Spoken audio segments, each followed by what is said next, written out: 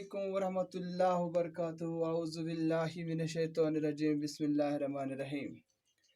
First کے جو بچے ہیں میں آپ کو اردو پڑھانے جا رہا ہوں۔ پیارے بچوں، آج میں آپ کو آپ کی کتاب میں سے سبق نمبر 4 ہا کی مختلف حالتیں پڑھانے جا رہا ہوں۔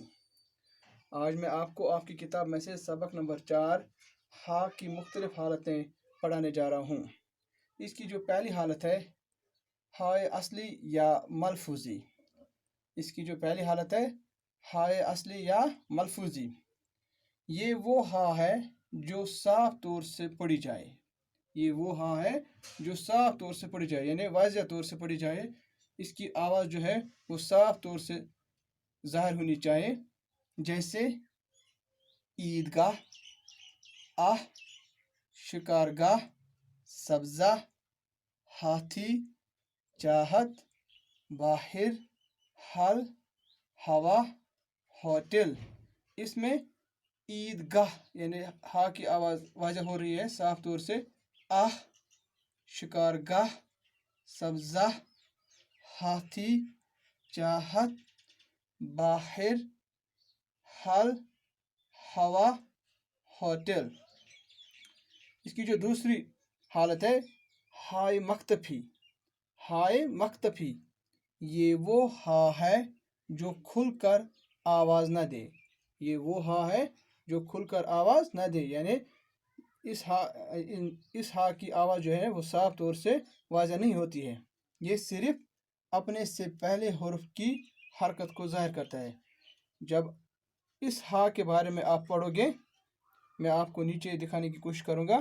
دروازہ، یہاں پر جو ہے ہا ہے، اس سے پہلے جو حرف ہے اس کی حرکت جو ہے وہ واضح ہوتی ہے۔ ہا کی حرکت جو ہے وہ واضح نہیں ہوتی ہے، اسی لیے یہاں پر میں نے لکھا ہے بورڈ پر، یہ وہ ہا ہے جو کھل کر آواز نہ دے۔ یہاں پر اس ہا کی جو ہے آواز کھل کر نہیں آتی ہے، بلکہ یہ صرف اپنے سے پہلے حرف کی حرکت کو ظاہر کرے۔ اس سے پہلے جو حرف یہاں پر آیا ہے یعنی زے کی، وہ اس کی حرکت کو ظاہر کرتا ہے۔ دروازہ، میوہ، یہاں پر واو کی آواز جو ہے کھل کر آ رہی ہے۔ ہفتہ، تے کی آواز، سایہ، یہ کی آواز، دیگچہ، چیم کی آواز، کھاجہ، جیم کی آواز، روزہ، زے کی آواز، کمرہ، رے کی آواز، شیشہ، شین کی آواز آ رہی ہے کھل کر۔ یعنی ہائے مختفی یہ وہ ہا ہے جو کھل کر آواز نہ دے۔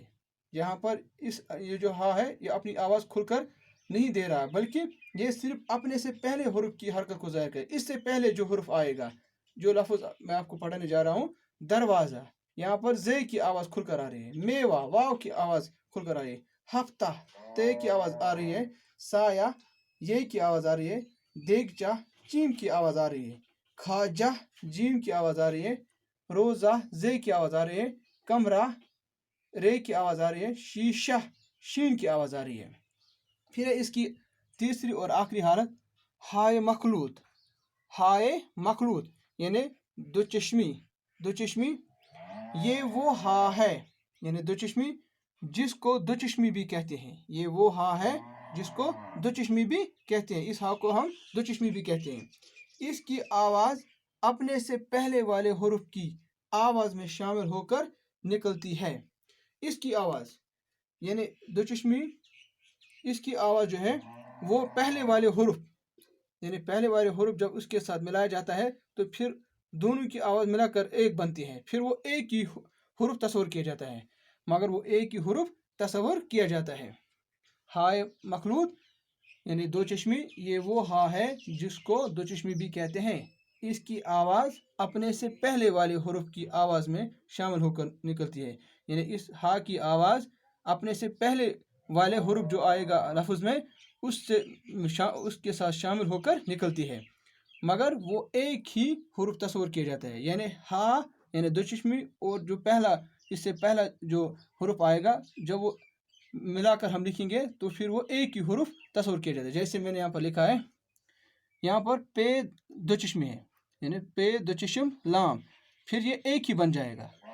ف پلس لام پھل، تھ پلس نون تھن، چھ پلس الف پلس تے پلس الف چھاتا، د واو بی بی دوبی گ الف سین گاس ب الف لام والو بالو ہا الف تھ ہاتھ کھ جیم واورے کھجور.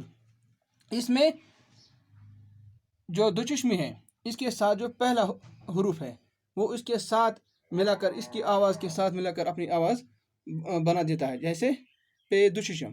اب جب ہم اس کو کبھی کھول کر لکھتے ہیں تو ہم یہاں پر پے اور دو چشمی کو الگ نہیں لکھیں گے بلکہ ایسے لکھیں گے ف پلس لام پھل تھ پلس نون تھن چھ پلس الف تے پلس الف چھاتا د پلس واو پلس بے پلس چھوٹیا دوبی گ پلس الف پلس سین گاس ب پلس الف پلس لام پلس واو بالو ہاتھ ہے پلس الف پلس تھ ہاتھ کھ پلس جیم پلس واو پلس رے کھجور.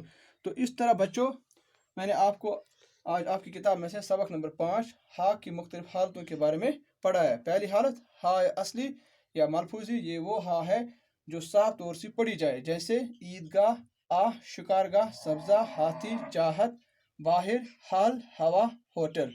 دوسری ہائے مکتفی. یہ وہ ہا ہے جو کھل کر آواز نہ دے. یہ صرف اپنے سے پہلے حرف کی حرکت کو ظاہر کرتا ہے جیسے دروازہ میوہ ہفتہ سایہ دیگچہ کھاجہ روزہ کمرہ شیشہ.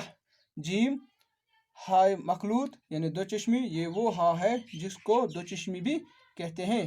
اس کی آواز اپنے سے پہلے والے حرف کی آواز میں شامل ہو کر نکلتی ہے مگر وہ ایک ہی حرف تصور کیا جاتا ہے جیسے پھل تھن چھاتا دوبی گاس بالو ہاتھ کھجور.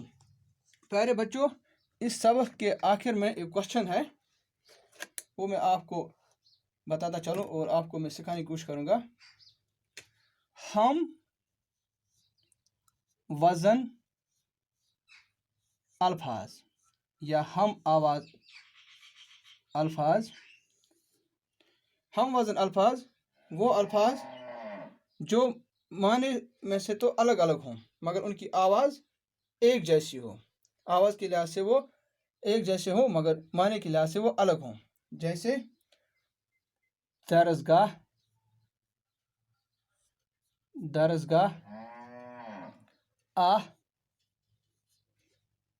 سایہ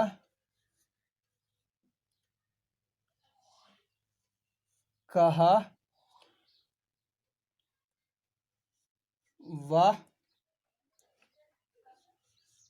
بہا شکارگاہ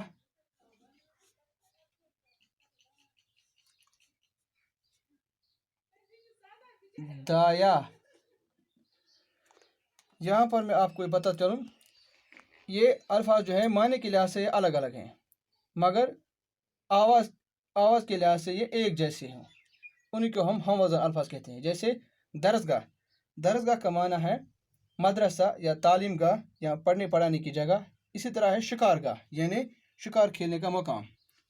اب ہم اس کو اپنی آواز کے ساتھ ملائیں گے. درسگاہ شکارگاہ واہ سایہ